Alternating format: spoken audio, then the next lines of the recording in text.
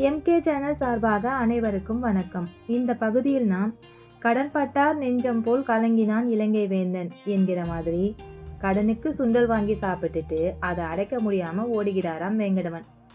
இது அவர் செய்த திருவிளையாடல் தான். அது பற்றி பார்க்கலாம் வாங்க. திருப்பதி ஏழுமலையான் தடபுடலாக வாத்திய கோஷங்கள் முழங்க வீதியுலா வந்துட்டு இருக்காரு. ஊர்வலம் தெற்கு மாட வீதியில இருக்க அசுவ சாலையை அடைஞ்சது. வாத்தியங்கள் எல்லாம் திடீரென கப்சிப்புன்னு அமைதியாகிடுச்சு. அது வரைக்கும் அசைஞ்சு எழிலாய் பவனி வந்த பெருமாள் அந்த சாலையை கண்டதும் வேக வேகமா ஓடி கடக்கிறாரு. அட, ஏன் இப்படி ஏழுமலையா சந்தடி இல்லாம அவசரமா கடந்து போறாரு அப்படின்னு தானே நினைக்கிறீங்க? அதுக்கு பின்னாடி கர்ண பரம்பரையா சொல்லப்படும் ஒரு சம்பவம் இருக்கு. அது பத்தி பார்க்கலாமா? திருப்பதி பக்கத்துல இருக்கிற மங்காபுரம் என்ற கிராமத்தில் கங்கம்மான் ஒரு பாட்டி வாழ்ந்து வந்தாங்க. சுண்டல் விற்கிறது தான் அவங்க தொழில். அதுல கிடைச்ச கொஞ்சம் வருமானத்துல அவங்க வாழ்க்கையை நடத்திட்டு வராங்க. கணவரும் போயிட்டாரு, பிள்ளைங்களும் இல்லை. ஏண்டா பிறந்தோன்னு அடிக்கடி புலம்பிக்கிட்டே இருப்பாங்க. அந்த காலத்துல காட்டு பாதை வழியாதான் மக்கள் கூட்டமா நடந்து தான் திருமலைக்கு போவாங்க. அப்படி ஒரு நாள் பக்தர்கள் கூட்டம் அதிகாலை நேரத்துல மலையேறிட்டு இருந்தாங்க. அந்த கூட்டத்தை மலை அடிவாரத்துல இருந்த பாட்டி பார்த்துட்டு அவங்க கிட்ட போய், ஐயா, நீங்க எல்லாரும் மலைக்கு எதுக்காக தான் போறீங்க அப்படின்னு கேக்குறாங்க. இவங்களுடைய அப்பாவித்தனமான கேள்வி கேட்டதும் அவங்க எல்லாம் சிரிச்சிட்டாங்க. என்ன பாட்டி இது கேள்வி? திருமலை அடிவாரத்துல இப்படியும் ஒருத்தி இருக்கியே, மேல பெருமாள் கோவில் இருக்கிறது திருப்பதிக்காரியான உனக்கே தெரியாதா அப்படின்னு கேக்குறாங்க. உண்மையில மலையில கோவில் இருக்கிறது இந்த பாட்டிக்கு தெரியல. அந்த கூட்டத்தில் இருந்த ஒரு பக்தருக்கு மட்டும் இவங்களை பார்த்ததும் பாவமா இருந்தது. அதனால, அம்மா, மலை மேல ஒரு சுவாமி இருக்காரு, அவரை போய் நீ தரிசிச்சா இனிமே இப்படி பிறந்து சுண்டல் விற்கிற நிலைமையே உனக்கு இருக்காது.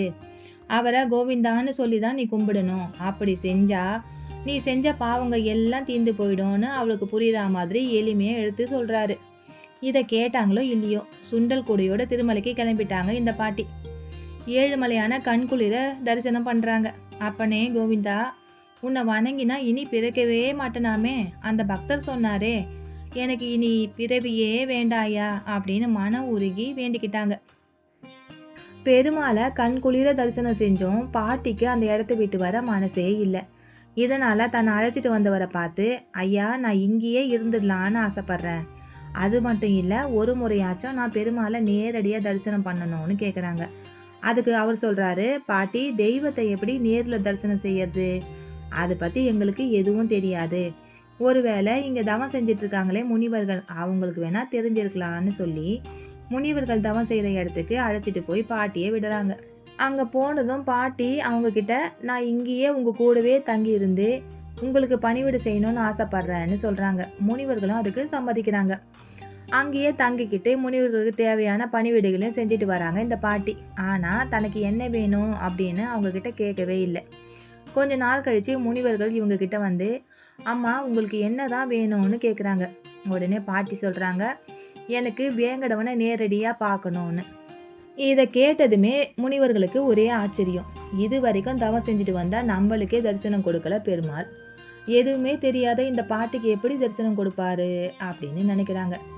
ஆனாலும் இவங்களோட நம்பிக்கையை கெடுக்க விரும்பாம, அம்மா, கோவிலுக்கு தெற்கே இருக்கிற ஒரு புளிய மரத்துக்கு அடியில ஒரு புற்று இருக்கு, பெருமாள் அதுக்குள்ள இருந்துதான் தவம் செஞ்சுட்டு வந்தாரு. அதுக்கப்புறமா பத்மாவதி தாயாரை மணந்துக்கிட்டு திருமலை கோவிலுக்கு போயிட்டாரு. நீ அவர் தவம் இருந்தாரு இல்லையா, அந்த புற்றுக்கு பக்கத்துல போய் உட்காந்துக்கிட்டு பெருமாளை நினைச்சு தியானம் செய்யி. ஒருவேளை உனக்கு அவரோட தரிசனம் கிடைச்சாலும் கிடைக்கும்னு சொல்றாங்க. இவங்களும் அந்த முனிவர்கள் சொன்ன மாதிரியே புற்று பக்கத்துல போய் உட்காந்துக்கிட்டாங்க. ஆனா பெருமாளை தரிசிக்க வெறும் கையோட போகக்கூடாதுன்னு நினைச்சு சுண்டல் செஞ்சு எடுத்துட்டு போறாங்க. ஒவ்வொரு நாளும் சுண்டல் செஞ்சு எடுத்துக்கிட்டு புற்றுக்கு பக்கத்துல போய் உட்காந்துக்குவாங்க. வேங்கடவன் வருவானான்னு காத்துட்டு இருப்பாங்க.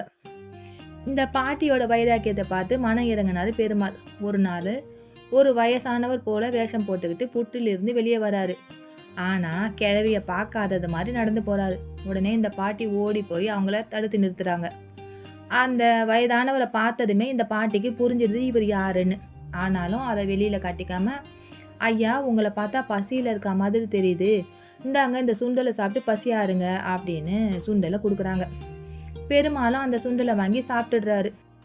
சுண்டலை சாப்பிட்டு முடிச்சுட்டு கிளம்ப போனாரு பெருமாள். உடனே அந்த பாட்டி தடுத்து, சுண்டலுக்கு பணம் கொடுங்கன்னு கேட்குறாங்க. எனது பணமா? சொல்லவே இல்லையே. நானே கடன் பட்டு கல்யாணம் செஞ்சுக்கிட்டு இன்னைக்கு வரைக்கும் அதுக்கு வட்டி கட்டிட்டு இருக்கேன். என்கிட்ட ஏதுமா பணம் அப்படின்னு சொல்றாரு. இதை கேட்டதும் இந்த பாட்டிக்கு பெருமாள் தாங்கிட்ட சிக்கிக்கிட்டாருன்னு நினச்சிட்டாங்க. ஐயா, இந்த உலகத்துல பணம் இல்லாம ஏதாச்சும் கிடைக்குமா என்ன அப்படின்னு சொல்றாங்க. உடனே பெருமாள் சொல்றாரு, சரிம்மா நாளைக்கு வந்து தரேன் அப்படின்னு சொல்லிட்டு கிளம்பி போயிடுறாரு. மறுநாள்ல இருந்து பெருமாள் வரவே இல்லை.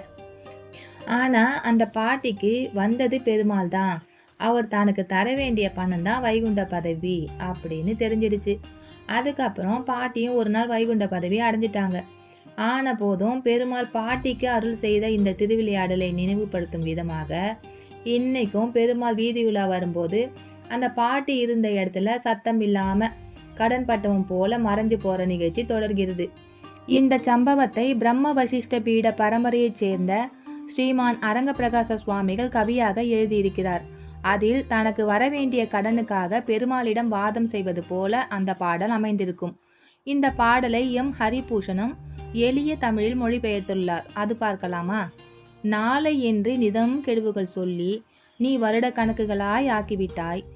ஏழையாகிய என்னை ஆட்கொண்டு அருளாமலே பாராமுகம் செய்வது நியாயமோ என்று கிழவி கேட்க, அன்புடன் பக்தர்களை காத்து ரட்சித்தது போல கலியுகம் அந்திய காலத்திலே இன்பமாய் கொண்டாடி அசலையும் வட்டியையும் காலம் தவறிடாமல் கொடுப்பேனம்மா என்று பெருமாள் பதில் சொல்வது போல கவி செய்திருக்கிறார் அரங்கப்பிரகாசர்.